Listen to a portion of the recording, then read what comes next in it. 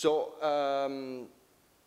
a session now and a discussion on Belt and Road, the economic challenges for the West Nordic region.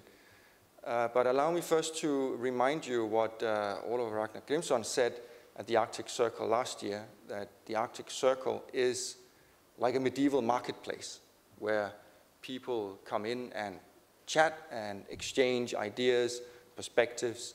And I think that's why it also fits with the polar Silk Road, the image of the Silk Road, of course, bringing back the image of not just trading goods, but also an intercultural exchange of ideas and different perspectives and dialogue throughout the world. But let me move from these medieval times into current times. So I have three messages in my presentation and one for the road, so to speak. The first one is that we are experiencing being in the Asian century. We are also seeing new, strong, and strategic China-NORDIC collaboration. And we do experience also economic challenges, but also opportunities for the Nordic and West Nordic region of Belt and Road or the Polar Silk Road. And last but not least, I would like to address the issues of when large-scale geopolitics meets small-scale geopolitics. So the Asian century is a term coined some years ago, before the 21st century. But we see that in Asia, in China, in Japan, in South Korea, in many Asian countries, there's a strong focus on science, technology, and education, much stronger than we perhaps have in the Nordic region and elsewhere. A lot of money goes into science, technology, and education, and that's why it's also very interesting for us to collaborate with China in such a project like Belt and Road.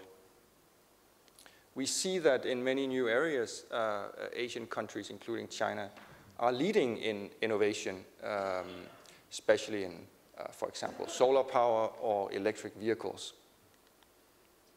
But we also see that Asian countries, especially China, are facing huge challenges, aging societies or environmental challenges, also challenges due to climate change, and therefore, especially because of climate change, China has a legitimate interest in the Arctic, because what happens in the Arctic doesn't stay in the Arctic, as we all know. Sea level rise, droughts, floods in China can all be traced back to climate change in the Arctic. So China has a legitimate interest in building research infrastructure and knowledge of the Arctic. And China is also looking to learn from the Nordics, particularly when it comes to welfare solutions, challenges with the environment, and so on. So the Asian century is not just about China and Japan, Korea, and so on. It's also about working together, especially new, strong, and strategic China-NORDIC collaborations. And we saw last year that there was a new agreement signed between the Nordic Council of Ministers and China in May in Beijing. And this covers 5 key areas. The first one is on entrepreneurship and business, especially in green growth and blue growth, maritime areas. Next one is on sustainable development, renewable energy and smart cities. Third one, science, research and education. Fourth, people-to-people exchanges, not just tourism, but also exchanges in research, science and education and other areas of expertise. And the fifth one is welfare solutions. So these 5 strategic areas is what we at the Nordic Institute of Asian Studies in Copenhagen and the Fudan Center in Shanghai are going to help the Nordic and China think through and implement in the coming years. The third message is that we do see some economic challenges, but also opportunities for the West Nordic region. And the West Nordic region is really a distinct part of the Nordic region, given focus lately. But some of the key reasons for the West Nordic being different from the Nordic is that Greenland, Faroe Islands, Iceland, and Norway are not members of the European Union, so very different from the other Nordic countries. They're very ocean-based coastal countries. Some countries even have very small villages with big distances, some problems of brain drain and other infrastructure challenges that are very distinct and different from other Nordic countries. And we do see a special need for science and education collaboration in the West Nordic region. Lots of opportunities, but also challenges working together with, for example, China on resource extraction and fishing.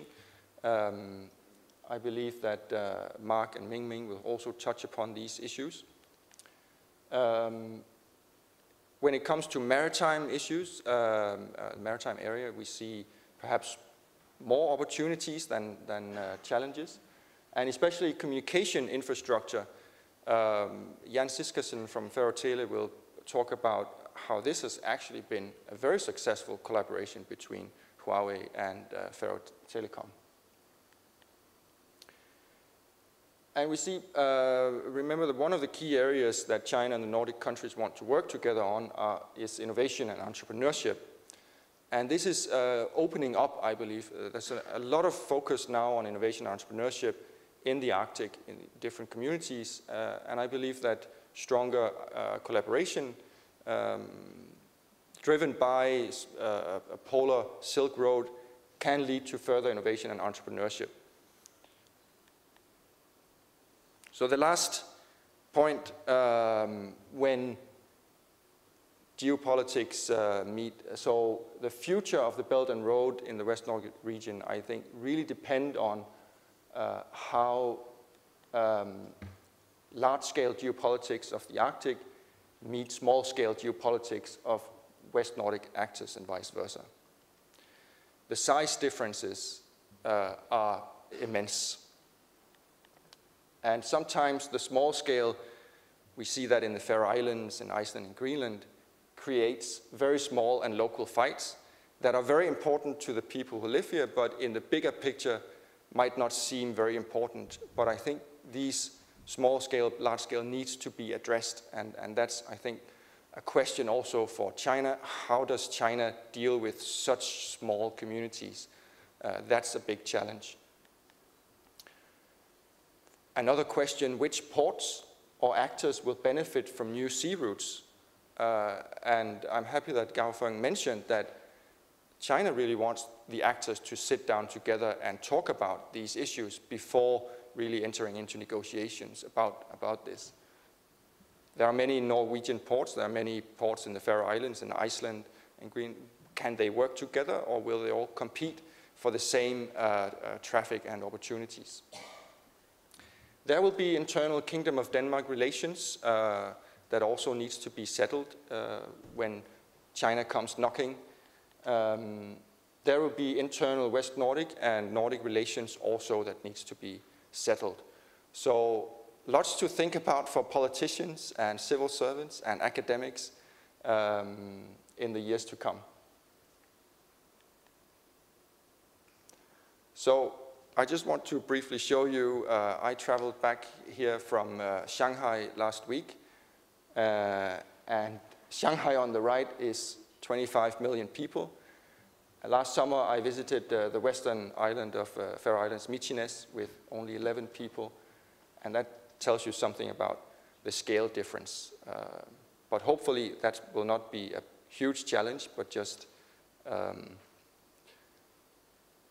very interesting part of the Silk Road. Thank you.